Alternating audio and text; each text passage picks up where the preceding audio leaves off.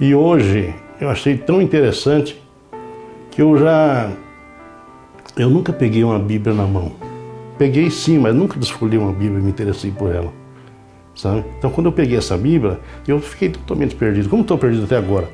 Mas eu estou sentindo, rapaz, que eu pego a Bíblia e ele diz lá no Mateus e coisa, pô, eu nunca vi negócio de Mateus, de João, nunca, sabe? Eu vou em cima, você entendeu? Então, não é de graça uma coisa dessa, puxa vida. Né? Vai lá, Gênesis, lá, eu nunca vi Gênesis, eu nunca peguei Bíblia, sabe? Ia lá, 600, tantas folhas, 700, não sei, pum, Gênesis. Aí só depende de procurar ali o restante, o capítulo e coisa. Então, está mudando, sabe? Eu acredito até que vai mudar mais, apesar de ter a controvérsia, o meu modo de pensar, não discordando com a Bíblia nem com quem está pregando, mas com o meu pensamento. Eu acho que tem coisas que só o tempo vai dizer, só o tempo vai mostrar o real que é, né? Então é isso, mas de qualquer forma eu estou muito feliz mesmo, que eu jamais pensei que eu ia, principalmente numa igreja evangélica, tá? Essa aqui é a verdade, eu sempre fui católico e eu jamais imaginei uma igreja evangélica, isso eu estou dizendo de coração, viu? Uma igreja evangélica com a Bíblia na mão e desfolhando ela, conseguindo até chegar onde eu quero, o que o pastor pede, capítulo tal, não sei o quê, sabe? Então eu estou muito satisfeito, muito mesmo, estou feliz. Marcelo, o que você acha de eu fazer uma reportagem com o pessoal da produção? Eu deveria ir lá no Davi e falar com o Davi. O que você acha de deixar os seus convidados passarem? Ok, vamos atender o pedido do nosso participante. Licença, gente. Estão comendo bem aí? Olha bem, gente, o que eles estão comendo. Davi e sua esposa. Isso é um protesto que nós estamos fazendo, Davi. Que hoje ninguém vai falar nada, tá? No programa. Como uma atitude de revolta, que nós estamos com fome. Nós comemos somente sopa hoje. E daí o pastor vai fazer um diálogo lá na frente, tá? Quero ver. Então, mas o que você acha? Eu acho que o pessoal da produção também tinha que comer o que a gente come, inclusive você. Pastor querido, como vai estar filmando? Gente, olha, agora você vai comer essa dieta gostosa aqui. Porque o pastor, ele não comanda as ovelhas? Então o pastor, ele tem que sentir o que as ovelhas estão sentindo. Então começa aí, ó. Não é pra gente, não? Vamos ver se ele vai sabotar ou não essa dieta. Não, é o prato fundo, não é o raso. Sopa é no prato fundo, gente.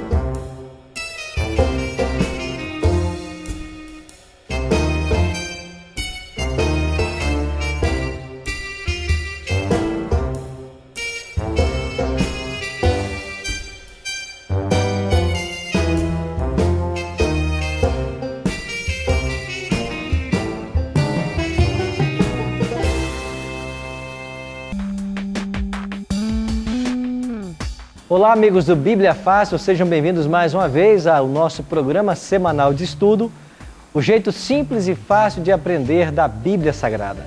Eu convido você a, junto com os nossos 10 participantes, tomar sua Bíblia para participar desse estudo temático da Palavra de Deus. E hoje o tema será os sinais da volta de Jesus. Nós estamos aqui direto do Cevisa, do Centro de Vida Saudável, aonde nós nos preocupamos não apenas com o bem-estar espiritual, mas também físico dos nossos convidados. E, por exemplo, o pessoal hoje está participando aqui de um programa de treinamento para a boa saúde, onde eles estão fazendo hoje uma dieta líquida. Quantos estão fazendo a dieta líquida? Olha quanta gente está fazendo, né? Que bom. Um dia só alimento líquido, só sopinha, chás, coisas que fazem bem, para ajudar aí, né, a dar um descanso para o organismo. Deixa eu perguntar aqui, pode ser, Fernando. Você está participando da dieta hoje, Fernando? Sim. E como está o seu organismo hoje? Como é que está a sua saúde? A saúde está ótima, né? Porém, é uma coisa diferente, uma dieta líquida, nunca fiz isso. De manhã foi o suco, um chazinho, a sopa, agora à tarde também vamos ter uma sopa. Eu acho excelente. Vamos ver como que vou me sentir isso amanhã. Okay. Por enquanto está ótimo, né? Ok. Então estamos aqui experimentando, né, algumas novidades aí de tratamentos e estamos felizes em poder estar juntos mais uma vez para estudarmos esse tema, que é um tema tão especial. Estudamos na semana passada sobre a volta de Jesus e essa semana os sinais da volta de Jesus. Jesus não disse o dia e a hora que ele vai voltar, mas a palavra revela vários acontecimentos que teriam lugar, que nos mostrariam a proximidade desse evento. E você está convidado a tomar a sua Bíblia e, junto conosco, aprender mais sobre esse tema. Vamos orar ao nosso Deus, pedindo a bênção pelo estudo de hoje. Pai Santo, graças e louvores rendemos ao Teu nome, por vivermos num país onde existe a liberdade religiosa. E nós podemos tomar a Tua palavra em nossas mãos, ler, estudar e nos preparar para os eventos que terão lugar na história desse mundo. Abençoe a todos nós aqui no estúdio e também os amigos que nos assistem em casa. Que a Tua bênção encha o nosso coração, que a nossa mente seja aberta à compreensão da Tua palavra e que nós tomemos as decisões sábias e necessárias para estarmos prontos no dia da Tua volta. Te oramos em nome de Jesus. Amém. Para esse estudo, vamos começar lendo uma garantia dada por Cristo de que Ele voltaria a essa terra. Atos capítulo 1, iremos ler o versículo 11 e vamos aprender um pouquinho mais sobre a volta de Jesus. Muitos pensam que o maior evento que pode acontecer nesse mundo seria a humanidade alcançar a paz mundial, o fim de todas as guerras. Alguns podem achar que o ideal é que a humanidade chegasse a um ponto onde não houvessem desigualdades sociais. Ou quem sabe, a violência fosse extirpada ou a medicina encontrasse solução para os problemas da humanidade. Mas não. O maior evento que está para acontecer nesse mundo será a volta de Cristo. E a Bíblia revela quais são os indicativos da proximidade desse evento. Agora em Atos capítulo 1, versículo 11, nós encontramos uma descrição que faz alusão à volta de Jesus. Assim diz Atos 1, 11. Eles disseram: varões galileus, por que estáis olhando para as alturas? Esse mesmo Jesus que dentre vós foi assunto ao céu, assim virá do modo como o vistes subir. Qual é o contexto dessa passagem? Cristo havia sido crucificado, Ele havia ressuscitado e Ele estava agora subindo aos céus. Enquanto Ele foi subindo, elevado aos céus, os discípulos olhavam para Ele, se despedindo dEle. E quando Jesus desaparece no meio das nuvens, aparecem dois anjos. E os dois anjos dizem assim para os discípulos: por que vocês estão olhando para as alturas? Esse mesmo Jesus, da mesma forma como Ele foi levado para os céus, assim Ele virá, do modo como vocês ouviram subir. Por essas palavras, nós então concluímos de que a volta de Jesus será visível, porque os discípulos viram Ele subindo. Será literal, porque Tomé tocou em Cristo. Ele comeu com os discípulos em João capítulo 21, junto ao mar de Tiberíades. Ele subiu em carne e osso. Ele vai voltar também em carne e osso. Ele não volta em espírito como alguns pensam.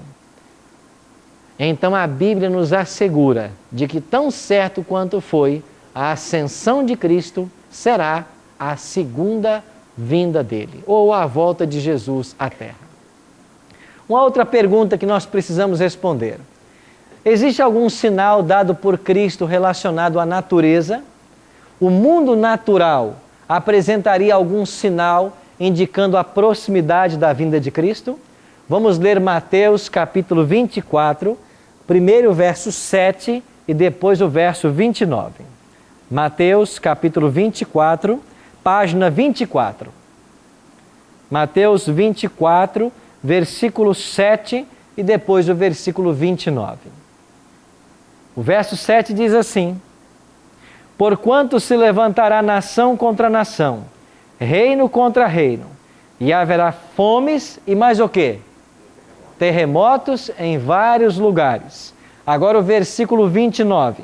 Logo em seguida a tribulação daqueles dias, o sol escurecerá, a lua não dará sua claridade, as estrelas cairão no firmamento, e os poderes do céu serão abalados. Vocês se lembram que na semana passada nós estudamos a respeito desses mesmos eventos? O sol escurecer, a lua vermelha como sangue, as estrelas caindo do céu. Nós estudamos essa passagem na semana passada e explicamos para vocês de que esses eventos assinalam a abertura do sexto selo. A abertura do sexto selo de Apocalipse 6:12 trata de eventos no mundo natural. E nós dissemos na semana passada de que esses eventos, eles já tiveram lugar na história. Por exemplo, o sol escuro e a lua não dando sua claridade, aconteceu no dia 19 de maio de 1780. Isso já é história. Quando falamos da queda das estrelas, esse evento ocorreu em 13 de novembro de 1833. Ou seja, os eventos descritos por Cristo no mundo natural, eles já aconteceram. Isso quer dizer de que Jesus está perto de voltar, porque os sinais que ele deu no mundo físico, na natureza, eles já se cumpriram ou estão se cumprindo. Jesus falou de terremotos. E quantos terremotos nós não estamos testemunhando nos dias atuais? E quantas vidas não estão sendo ceifadas por causa dessas tragédias? Então o mundo natural está clamando de que Jesus está voltando. Nós vimos de que esses eventos ocorreram na abertura do sexto selo. A Bíblia só descreve a abertura de 7 selos. O que acontece quando o último selo é aberto? Eu convido você para ler Apocalipse, capítulo 8, versículo 1. Vamos ver a abertura do 7º selo. Apocalipse 8, versículo 1. Aqui está o título, o 7º selo.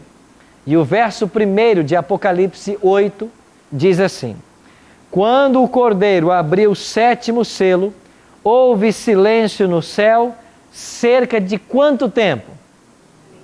Meia hora. Silêncio no céu por meia hora. Aqui estamos falando de um período profético. E quando falamos em tempo profético, cada dia profético equivale a um ano literal. É isso que a palavra de Deus ensina. Por exemplo, em Números 14:34 e Ezequiel 4:6 e 7, a Bíblia ensina de que quando trata-se de profecia, cada dia representa um ano. Se cada dia com 24 horas representa um ano, quer dizer então que meia hora profética, se você fizer os cálculos, representa exatamente uma semana. Quer dizer que quando Jesus abrir o 7º selo, que ainda está no futuro, o céu ficará em silêncio uma semana. Agora, o que significa o céu em silêncio por uma semana? Você sabe que o ambiente do céu é a música. Quando nós estudamos Apocalipse capítulo 4, onde nós temos uma visão do trono de Deus, Lá diz que milhares de milhares servem a Deus ante seu trono e que eles clamam de dia e de noite: Santo, Santo, Santo é o Senhor, aquele que vive, aquele que era, é e há de vir. Então a música ocupa o céu 24 horas por dia. Mas por que na abertura do 7º selo o céu fica silente? Vamos voltar para Mateus. No capítulo 25 nós encontramos a resposta. Vamos voltar para Mateus, capítulo 25, na página 25 do Novo Testamento. Página 25 do Novo Testamento, Mateus 25, versículo 31. Olha o que diz o verso 31. O grande julgamento. E o verso 31 diz assim: quando vier o Filho do Homem na sua majestade. E o que mais diz o texto sagrado? O que diz a sua Bíblia aí? E todos os anjos com ele. Ou seja, por que que o céu ficará vazio uma semana? Porque todo mundo, todos os anjos, virá com Cristo para buscar os salvos que estão nessa terra. Isso quer dizer de que a volta de Cristo a essa terra, ele sair do céu, buscar os salvos na terra e voltar para o céu, será um evento que terá lugar durante uma semana, 7 dias. O céu estará vazio por uma semana, porque todos os anjos virão com Jesus. E ele vem para buscar os salvos e depois levá-los para os céus. Se o 6º selo já abriu em 1780 e 1833, se o 7º selo já é a volta de Cristo, que evento ainda falta se cumprir para que Jesus possa voltar? Qual é o único evento, qual é a única profecia que Jesus fez que ainda não se cumpriu para que Jesus volte? Aqui mesmo em Mateus, volte uma página na sua Bíblia, capítulo 24, e olhe para o versículo 14. Mateus 24, verso 14. Palavras do próprio Jesus Cristo. Ele disse assim: e será pregado este evangelho do reino para todo o mundo, para testemunho a todas as nações. Então virá o quê? O fim. Prezados, só falta uma coisa para que Jesus volte a essa terra: o evangelho do reino ser pregado. Você poderá dizer: mas pastor, todas as igrejas não estão envolvidas na pregação do evangelho? Sinto em dizer que não. O evangelho do reino, que Jesus diz aqui em Mateus, não é o que muitos estão pregando. O evangelho do reino são todas as verdades bíblicas que Jesus e os apóstolos deixaram para nós. E a partir desse momento em nosso programa, nós iremos começar a descobrir verdades bíblicas que nunca antes, quem sabe, você ouviu.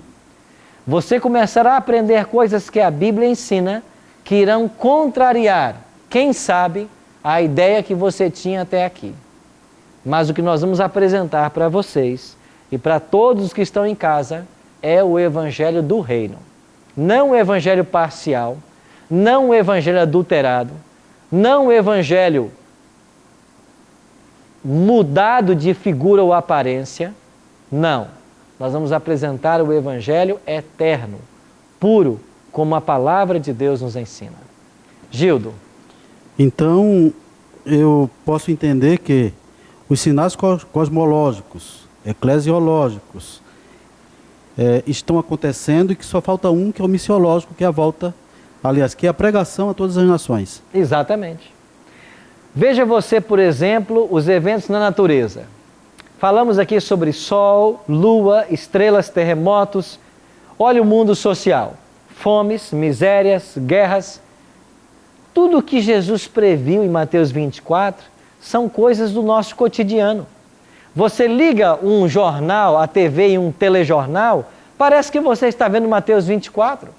Tudo o que Jesus descreveu. O que falta agora é esse evangelho do reino ser pregado. E por que Jesus não voltou ainda?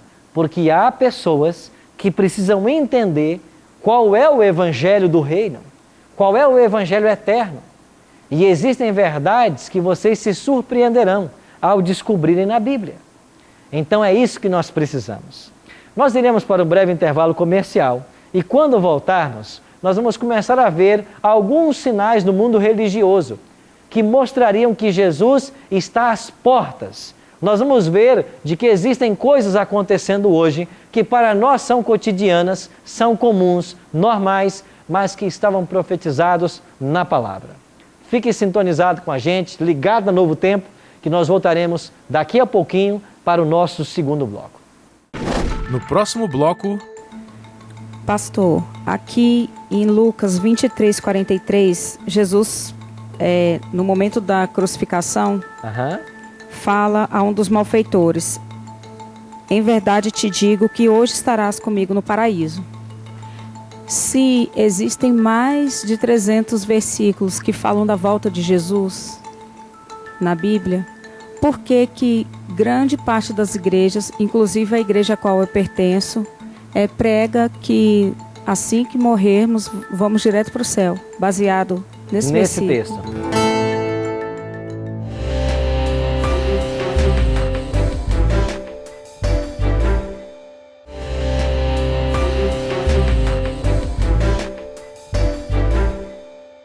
Olá, amigos do Bíblia Fácil, estamos de volta para o segundo bloco do nosso programa. O tema de hoje, os sinais da volta de Jesus. Vimos no primeiro bloco de que 6 selos já foram abertos no Apocalipse, inclusive o 6º, com 3 eventos sobrenaturais, já estão registrados na história em 1780 e 1833. Resta apenas a abertura do 7º selo, que já será a volta de Cristo, e nós estamos estudando agora quais são os eventos no mundo natural, religioso, que apontam para a brevidade desse evento. Se você deseja mais informações, você pode solicitar o nosso guia de estudo.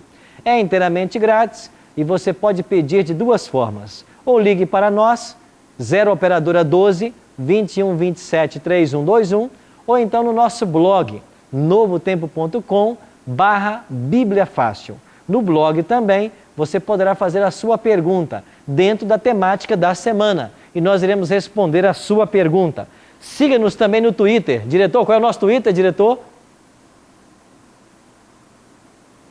@NT Bíblia Fácil. Siga-nos também no Twitter, @NT Bíblia Fácil. Nós terminamos o primeiro bloco e o Luiz tinha uma pergunta. Luiz, qual é a pergunta que você gostaria de fazer? Bom, pastor, a gente estava falando no bloco passado aí sobre a volta de Jesus Cristo para a Terra. Eu estava dando uma lida aqui em Marcos, ele fala que é o seguinte, que ele ressuscitou e ele apareceu depois de ter ressuscitado, ele apareceu para os discípulos, dando uma pregação. Vocês duvidassem de mim, mostrou as chagas ali.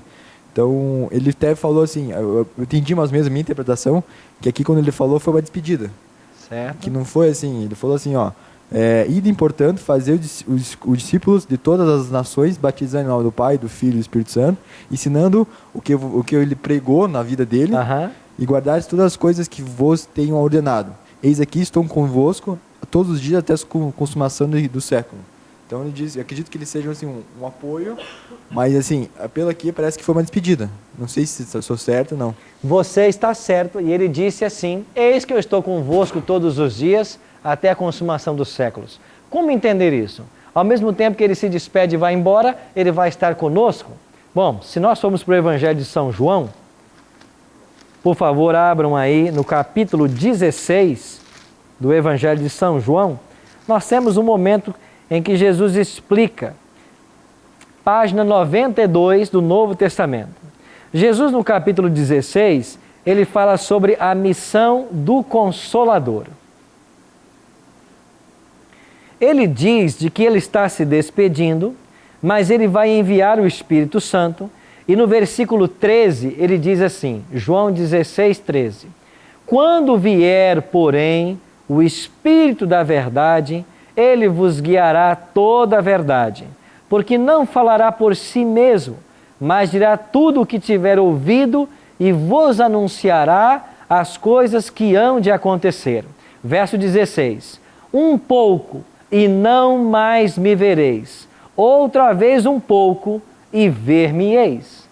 Jesus está dizendo o seguinte: eu vou para junto de meu Pai, mas eu vou enviar o Consolador, o Espírito Santo. Ele vos ensinará todas as coisas. Vocês estão me vendo, daqui a pouco não me verão mais e depois me verão, porque eu vou voltar. Então Jesus está conosco hoje na pessoa do Espírito Santo. Ele é o representante da Trindade em nosso meio. E quando Cristo voltar, ele vem para estar fisicamente, pessoalmente com os salvos por toda a eternidade. Lilian? Pastor, aqui em Lucas 23:43, Jesus, no momento da crucificação, fala a um dos malfeitores: em verdade te digo que hoje estarás comigo no paraíso. Se existem mais de 300 versículos que falam da volta de Jesus na Bíblia, por que grande parte das igrejas, inclusive a igreja a qual eu pertenço, prega que assim que morrermos, vamos direto para o céu, baseado nesse versículo? Texto. Muito boa a sua pergunta. Ela lê um texto de Lucas, se você puder depois abrir a sua Bíblia também, 23:43. Jesus está crucificado entre dois ladrões e ele diz para um ladrão: em verdade te digo que hoje estarás comigo no paraíso. Certo? O primeiro detalhe, Lilian, que eu queria chamar a sua atenção, é que o Novo Testamento foi escrito originalmente na língua grega. E na língua grega não há vírgulas. É uma língua cursiva. Não há vírgulas. Então, dependendo de onde eu coloco a vírgula, eu mudo completamente o sentido de uma frase.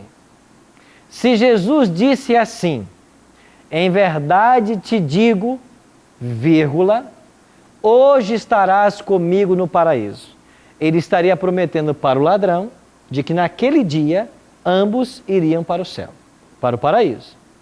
Se eu mudar a vírgula e colocar assim: em verdade te digo hoje, vírgula, eu vou te dizer uma verdade agora, vírgula, estarás comigo no paraíso.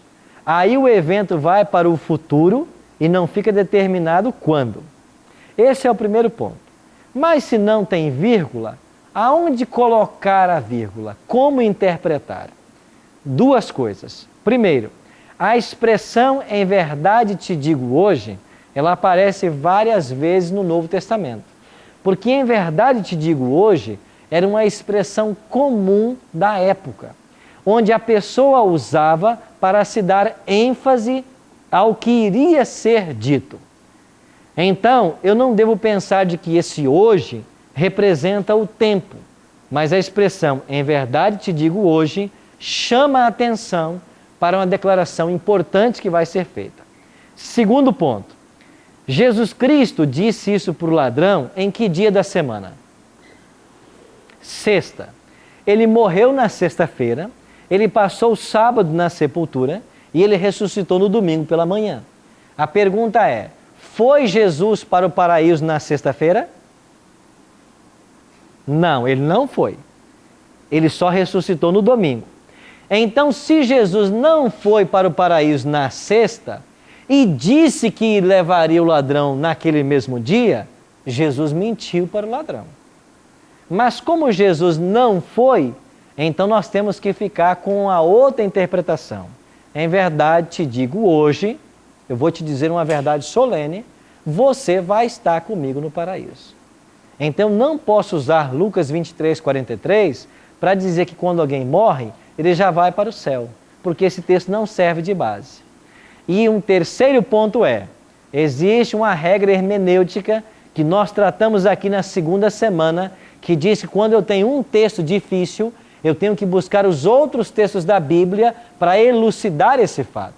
E se nós aprendemos aqui em Mateus que quando Jesus voltar, é aí que ele vai retribuir cada um segundo as suas obras. Quando nós lemos o apóstolo Paulo em 2 Tessalonicenses capítulo 4, verso 8, quando ele diz assim: a coroa da justiça já me está guardada, a qual o Senhor reto juiz me dará naquele dia. Paulo diz que a recompensa dele seria dada naquele dia, no dia que Jesus voltasse. Então nós compreendemos pelo ensino geral da Bíblia de que quem morre não recebe a recompensa no mesmo momento e nem vai para o céu, ou para o inferno, ou para o purgatório. Não vai. Mas veremos esse assunto com mais detalhes. Vamos então seguir. Vamos ver agora eventos que indicam a brevidade ou a proximidade da volta de Jesus no mundo religioso. Mateus capítulo 24, olhe para o versículo 4, 5 e 11. Mateus 24, versículos 4, 5 e 11. Página 24. Mateus 24, 4 diz assim, são palavras de Jesus Cristo.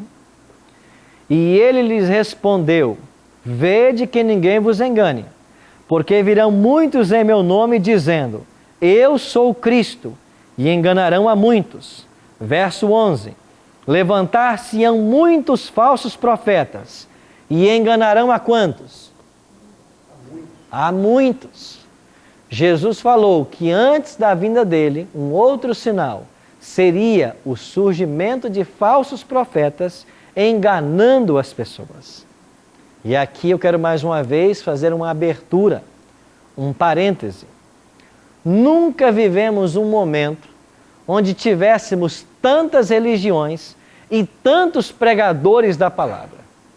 Mas ao mesmo tempo que nós temos muitas religiões e muitos pregadores, nós percebemos claramente um desvio da palavra de Deus na pregação de muitos pastores, padres, bispos, missionários, que estão fugindo da Bíblia para ensinar o que eles querem.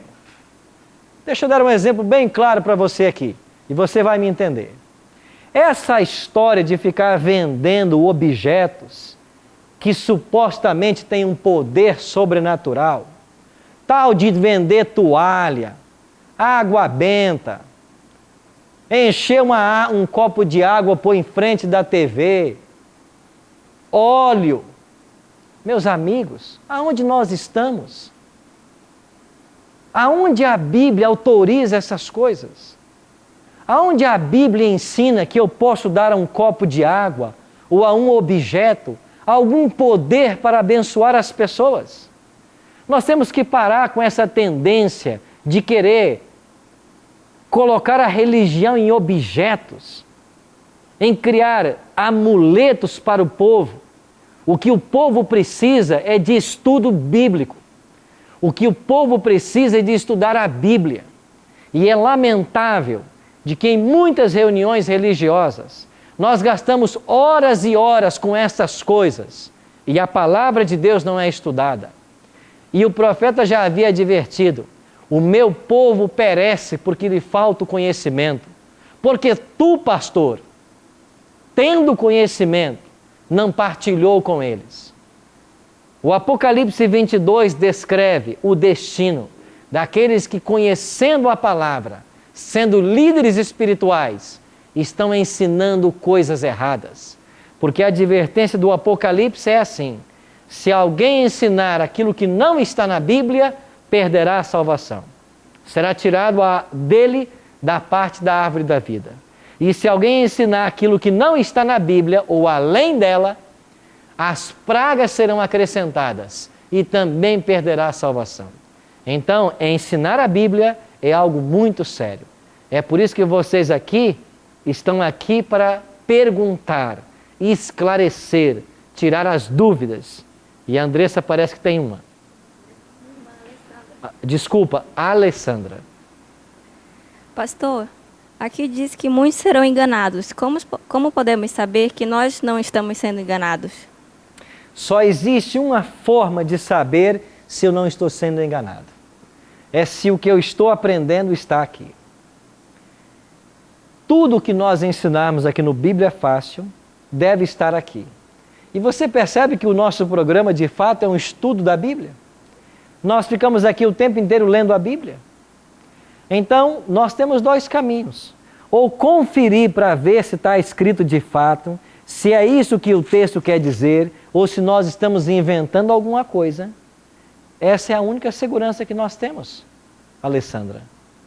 Então, eu preciso estar conferindo texto com texto para saber o que é certo e o que é errado. Marcelo. Pastor, a gente vê muito pastor aí na televisão vendendo coisas e a gente percebe que eles estão corrompidos. A gente não é bobo, a gente consegue ver. Mas como que acontece milagres? Tantos milagres acontecem dentro das igrejas desses pastores. Acontecem milagres, podem acontecer. A maioria do que eles pregam como milagres, de fato não acontecem. Eu sou curioso e assisto de vez em quando esses programas. Deixa eu dar um exemplo para você, Marcelo. O líder religioso diz assim: eu vou orar agora e Deus vai curar. Ele ora e pergunta: quem é que foi curado? Alguém diz assim: Deus me curou de um câncer que eu tinha aqui agora. Como que a pessoa sabe que o câncer desapareceu? Eu tinha um problema e isso desapareceu. Como que ele sabe que desapareceu? Se você disser: olha, eu estava com uma tremenda dor de cabeça e ela desapareceu, isso tem lógica para mim. Eu estava sentindo a dor e ela parou. Isso tem lógica. Mas como que certos problemas que não doem, mas sabemos que os temos, ele desaparece e eu imediatamente sinto isso? Primeiro ponto. Para mim, muitas pessoas na inocência se sentem curadas quando na verdade não foram. Segundo, o diabo tem poder de colocar a doença e de tirar a doença. Quando Cristo voltar nas nuvens dos céus, se você pegar o Evangelho de Mateus e olhar aqui, por exemplo, o capítulo 24 e o capítulo 25, você vai encontrar aqui uma descrição. E quando Jesus volta, muitos dirão para Jesus assim: Senhor, em teu nome não fizemos muitos milagres? Em teu nome não expulsamos demônios? Em teu nome não exorcizamos? Jesus diz assim para eles: apartai-vos de mim, malditos, para o fogo eterno, porque eu não vos conheço. Quer dizer que é possível alguém estar fazendo milagres e não ter o poder de Deus para isso. Então, muito cuidado com isso que se ensina por aí. Deus tem o poder de curar? Claro que tem. Ele pode curar qualquer enfermidade. Ele ressuscita um morto há 4 dias. Mas como que eu posso identificar, e aqui está a chave, para saber se o milagre que esse pastor, missionário, padre, bispo, presbítero opera vem de Deus ou não? Eu vou dar um texto para você. Abre a sua Bíblia em Atos, no capítulo 5. Atos, capítulo 5, versículo 32. Esse texto é um texto chave. Atos 5, 32, página 101. Página 101 do Novo Testamento. Atos 5, 32. Assim diz a Bíblia Sagrada: ora, nós somos testemunhas destes fatos, e bem assim o Espírito Santo, a quem Deus outorgou aos que lhe, o que diz aí? Obedecem. Sabe o que Atos 5,32 está me ensinando? Deus não dá seu Espírito aos desobedientes. Se você quer saber se o poder que este homem opera é de Deus ou não, compare a vida dele com a doutrina bíblica. E em Mateus, Jesus declarou: pelos seus frutos os conhecereis. Então, se a pessoa obedece a tudo que a Bíblia ensina, ele pode ter o Espírito Santo para operar milagres. Se ele está quebrando os mandamentos de Deus, o que a Bíblia ensina, ele não terá esse poder. Sim, Marcelo. Como fica a pessoa que recebeu o milagre, nesse caso? Muitos recebem milagre na sinceridade do seu coração, porque Deus olha o coração da pessoa. Às vezes, ainda que a pessoa que se disse o operador não tem essa condição, mas Deus olha a sinceridade do coração. E esse que com sinceridade busca, se ele recebe o milagre, esse milagre autêntico foi dado por Deus para o benefício espiritual dele. Lilian. Pastor, me esclareça um ponto. Você falou aí agora há pouco que o diabo, né, instalaria a doença. Tem poder de colocar a doença e tirá-la. Agora, eu tenho uma grande dúvida, porque o próprio Paulo, ele tinha um espinho na carne. E ele pediu a Jesus que o livrasse. Que o livrasse né? disso. Pediu 3 vezes. E Jesus falou com ele que não, porque a sua graça lhe bastava. É verdade. O que era esse espinho na carne de Paulo? Muitos teólogos têm discutido sobre esse assunto. Há muitas posições, há algumas posições. A posição que eu acho mais clara é que Paulo tinha um sério problema de visão. Tanto é que numa de suas cartas, eu não me lembro qual agora, ele diz assim: vede com que grande letra vos escrevo. Em uma dessas cartas que ele escreveu, Paulo começa a carta assim: segundo esses estudiosos, o encontro que Paulo teve na estrada de Damasco, quando ele viu uma grande luz e o deixou cego por 3 dias, prejudicou sua visão e ele enxergou pouco a partir desse momento. Esse seria o espinho na carne, o qual ele pede a Deus que o tirasse dele. E Deus não quis tirar, mas disse para ele: a minha graça te basta e isso é suficiente. Não sabemos ao certo se esse é o espinho na carne que ele se referia. O certo é que ele fez um pedido a Deus e Deus o negou. Porque Deus sabe o que é melhor para nós. E às vezes Deus permite que certas coisas nos aconteçam, porque amanhã ou depois Ele sabe que vai redundar em um bem maior. Eu não posso dizer, nem afirmar que toda e qualquer doença que esteja em mim ou em alguém foi obra do diabo. Não. E eu acredito que não é a maioria, mas poucos casos. Porque na maioria das doenças, nós colhemos os frutos da nossa própria semeadura. Uma pessoa fuma e bebe 50 anos. E quando uma cirrose ou um câncer alcança essa pessoa, ela diz que ela é desventurada e que Deus não olha para ela. Nós às vezes semeamos o que colhemos. Essa é uma lei natural. Gildo, você tinha uma pergunta? Sim, tenho. É um complemento, talvez, mas assim como Paulo, em Atos, diz que somos testemunhas, nós hoje também somos testemunhas disto que está acontecendo e previsto pelo próprio Senhor Jesus Cristo, registrado em Mateus, de que os escolhidos do Senhor, os que se escolheram para o Senhor, eu preferiria usar essa frase, também tem que ter cuidado para não ser enganado por alguns falsos pastores, ensinadores. Claro. E eu, como pastor, tenho tido essa preocupação de trazer o ensino fácil para a igreja, para que a igreja mantenha-se dentro dos caminhos do Senhor. Porque eu sei que os sinais da volta de Cristo estão todos registrados. Sei que nós jamais poderemos evitar que Cristo volte. Sim. E que sei também que se eu não pregar o Evangelho de Cristo, eu pagarei caro por isso. Posso estar naquele outro grupo, não dos escolhidos do Senhor. Mas que vai pedir a destruição, a morte na volta de Jesus. Pois é. Então temos, como na qualidade de pastores e de escolhidos de Deus, sermos de fato escolhidos, vivendo o Evangelho. E Jesus advertiu que o diabo teria tantas artimanhas que enganaria, se possível os próprios escolhidos.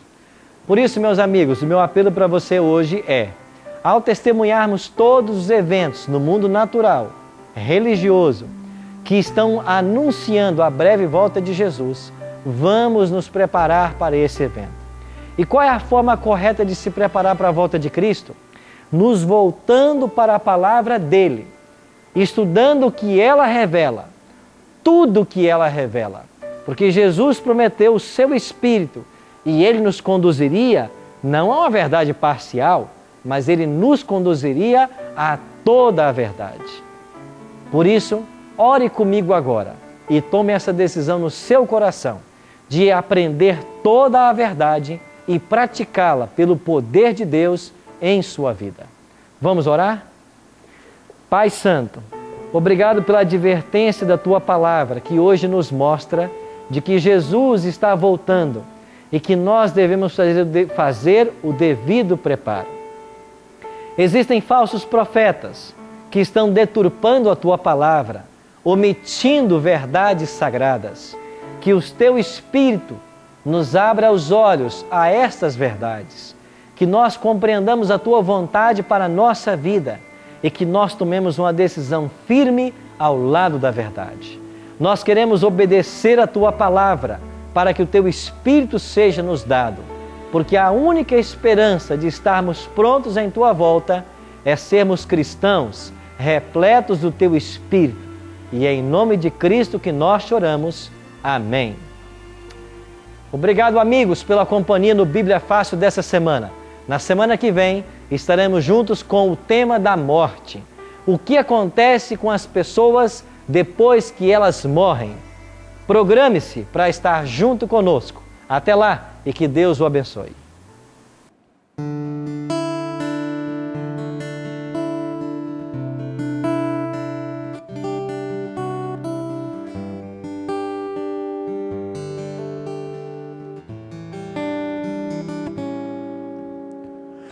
Pai, se quero alcançar, me lanço às águas,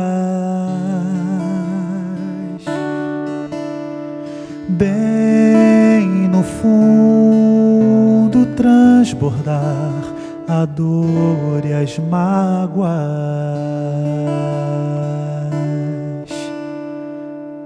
Em paz vou me deixar levar nas ondas que me deu. Cansado vou nadar de costas, contando estrelas que me fez. Me pegue, me leve pra perto de ti. Sei, não posso me esquecer daquela graça. Basta sempre recorrer às mesmas águas. Silente quero me banhar das obras de minhas mãos, lavar a alma de vitórias em águas de perdão. Me pegue, oh Pai, me leve pra longe de mim.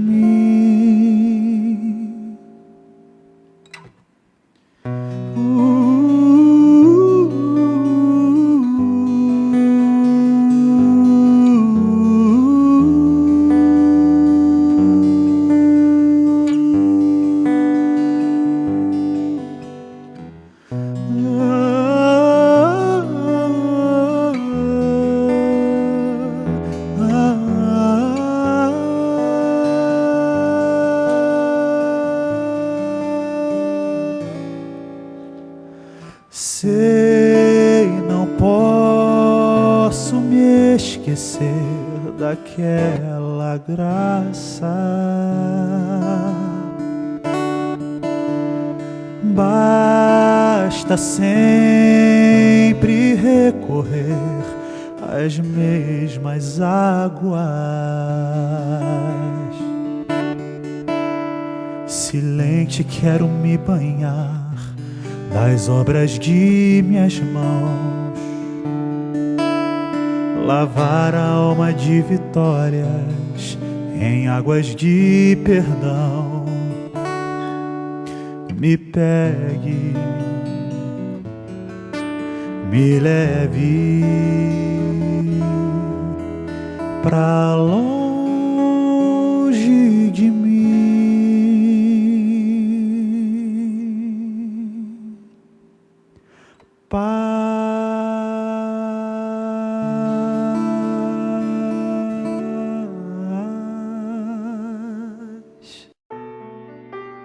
Você acredita então na volta de Jesus? Acredito. Acredito, você acha sim. que tá perto? Acho. Por quê? Pelas evidências, né? Que vem acontecendo, que a gente vem escutando, comparando a Bíblia, vendo o que o que está acontecendo hoje. Então eu acho que está bem próximo aí a vinda dele. O que eu sabia a respeito da volta de Jesus era uma figura até que os adventistas usam muito, aquela das nuvens e Jesus, né, no trono. Porque quando eu tinha mais ou menos 5, 6 anos de idade, a minha mãe comprou um livro de uma pessoa que passou na porta. E esse livro tinha tantas imagens, né? E essas imagens ficaram marcadas em mim. Então, mesmo não ouvindo isso em nenhum outro lugar, em nenhuma outra igreja pelas quais eu peregrinei, eu, no fundo do meu coração, eu sentia isso, que Jesus um dia ia voltar. E eu fiquei surpresa agora, há pouco tempo, de saber que o livro que eu tinha em mãos era o livro Vida de Jesus, da Ellen White. A volta de Jesus foi uma das partes assim, que mais me impressionou hoje, porque o pastor falou que Mateus 24 tem lá os sinais da volta, e realmente é o que a gente vê nos jornais, na televisão, e tem até um fato curioso que eu vi assim, as pessoas falando, Jesus voltará, Jesus voltará. Eu falei, essa mãe de louco, como é que alguém que morre vai voltar, né? Mas agora, graças a Deus, estou entendendo o porquê. No próximo programa... Não se achará em ti quem faça passar pelo fogo o seu filho ou sua filha, nem adivinhador, nem prognosticador, nem agoureiro, nem feiticeiro, nem encantador, nem necromante, nem mágico, nem quem consultem os mortos. Pois todo aquele que faz tal coisa é o quê? Abominação ao Senhor, e por estas abominações o Senhor teu Deus os lança de diante de ti. Deus é muito claro com isso. Não haja no meio do meu povo quem seja agoureiro, quem pratique a magia, quem consulte os mortos, porque estas coisas são abominações ao Senhor.